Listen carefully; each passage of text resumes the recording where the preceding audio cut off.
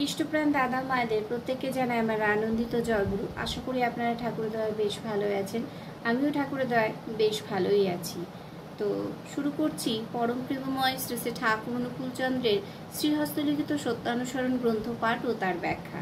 প্রত্যেক দিনই পরম প্রেমময় শ্রী শ্রী ঠাকুর অনুকূলচন্দ্রের বিভিন্ন গ্রন্থ থেকে বাণী পাঠ করি এবং তার ব্যাখ্যা করার একটু চেষ্টা করি। আপনারা সেই ভিডিও দেখেন, খুব ভালো লাগে আপনাদের কাছে, তাই আপনারা কিন্তু সেই ভিডিও শেয়ারও করেন এবং সুন্দরভাবে কমেন্টসও করেন। প্রত্যেক দিনের মতো আজও একই কথাই বলবো যে কেউ ভিডিওটা স্কিপ করবেন না, স্কিপ না করে একটু শুনবেন এবং ভিডিও শেষে সঠিক হচ্ছে কিনা সেটাও কিন্তু কমেন্টসের মাধ্যমে অবশ্যই জানাবেন। জয়গুরু। প্রত্যেককে যারা আমার পাশে রয়েছেন এবং যারা আমাকে এগিয়ে দিতে সাহায্য করছেন।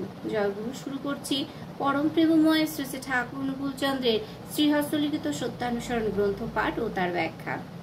জগতে মানুষ যত কিছু দুঃখ পায় তার অধিকাংশই কামিনী কাঞ্চনে আসক্তি থেকে আসে ও দুটো থেকে দূরে যত থাকা যায় ততই মঙ্গল। ঠাকুর বললেন, জগতে মানুষ যত কিছু দুঃখ পায়, আমরা যখনই কোনো দুঃখ কষ্টের মধ্য দিয়ে যাই তখনই কিন্তু অধিকাংশই কিন্তু আমাদের কামিনী আর কাঞ্চন থেকেই আসে। কামিনী মানেও আপনারা সবাই জানেন, কাঞ্চন মানেও আপনারা সবাই জানেন। তাই ঠাকুর বিশেষ করে বলেছেন, জগতে মানুষ যত কিছু দুঃখ পায় তার অধিকাংশই কামিনী কাঞ্চনে আসক্তি থেকে আসে ও দুটো থেকে যত দূরে সরে থাকা যায় ততই মঙ্গল। ওই কামিনী আর কাঞ্চন থেকে আমরা যতটা দূরে সরে থাকতে পারবো ততই কিন্তু আমাদের ক্ষেত্রে মঙ্গল। ঠাকুর বলেছেন, ভগবান শ্রী শ্রী রামকৃষ্ণদেব সবাইকে বিশেষ করে বলেছেন, কামিনী কাঞ্চন থেকে তফাৎ তফাৎ, খুব তফাৎ ঠাকুর।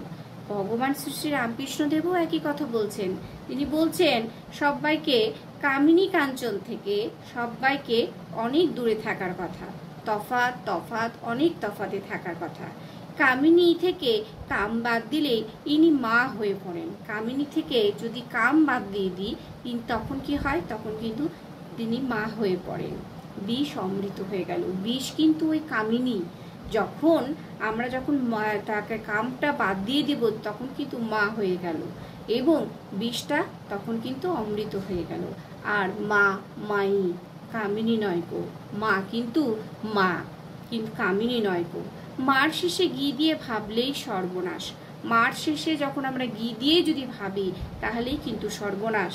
সাবধান, মাকে মাগি ভেবে মরো না। ঠাকুর বলছেন সাবধান। আমাদের অনেকভাবে তিনি সাবধান করে দেন যাতে আমরা সঠিকভাবে চলতে পারি, কিন্তু আমরা নিজের খেয়ালে চলি, যার জন্য কখনোই সঠিকভাবে চলতে পারি না। ঠাকুরের কথা অনুযায়ী তো আমরা কখনোই চলি না। যদি আমরা ঠাকুরের কথা অনুযায়ী চলতাম তাহলে কিন্তু আমরা সবাই সুখে শান্তিতে আনন্দে থাকতাম। আর যারা যত সত্যি করে সঠিকভাবে তার নির্দেশ মেনে সঠিকভাবে চলছেন তারা দেখবেন সত্যি খুব আনন্দে আছেন এবং ভালো আছেন। জয়গুরু সবাইকে। সবাই ভালো থাকবেন, সুস্থ থাকবেন। ভিডিওটা কেমন লাগলো অবশ্যই একটু বলবেন এবং যদি ভালো লেগে থাকে তাহলে অবশ্যই সবার কাছে শেয়ার করে দেবেন। দেখা হচ্ছে পরবর্তী ভিডিওতে। আজকের মতো জয়গুরু।